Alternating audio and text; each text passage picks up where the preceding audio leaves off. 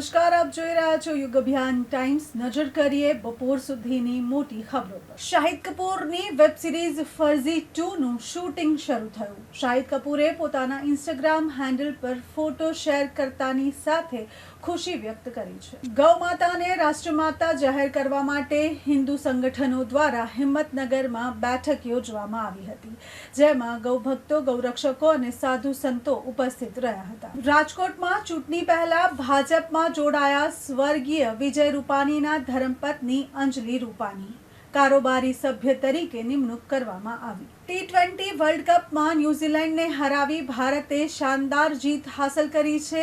ગુજરાતભરમાં ઠેર ઠેર ગઈકાલે રાત્રે જશ્નનો માહોલ જોવા મળ્યો છે. સુરતના ડુમ્મસમાં સી ફેસ ફેઝ 1નું ઉદ્ઘાટન આજે CR પાટીલ દ્વારા કરવામાં આવ્યું. જણાવી દઈએ, ક્લાસી લુક ધરાવતું 166 કરોડનું આ નવલું નજરાણું સુરતને આપવામાં આવ્યું છે. છેલ્લા 9 દિવસથી ચાલી રહેલા અમેરિકા, ઇઝરાયલ, ઈરાનના યુદ્ધમાં ઇઝરાયલે હવે ઈરાનના ઓઇલ ડેપોઝને નિશાનો બનાવ્યો છે. 200 જેટલા ઠેકાણાઓ પર બંબારી કરવામાં આવી છે, જેમાં એક ભારતીયનું મૃત્યુ થયું છે, એક બાંગ્લાદેશીનું મૃત્યુ થયું છે અને તેની સાથે 12 ઘાયલ છે. હવામાન વિભાગે જમ્મુ કાશ્મીર અને હિમાચલમાં વરસાદ અને હિમવર્ષાની આગાહી કરી છે.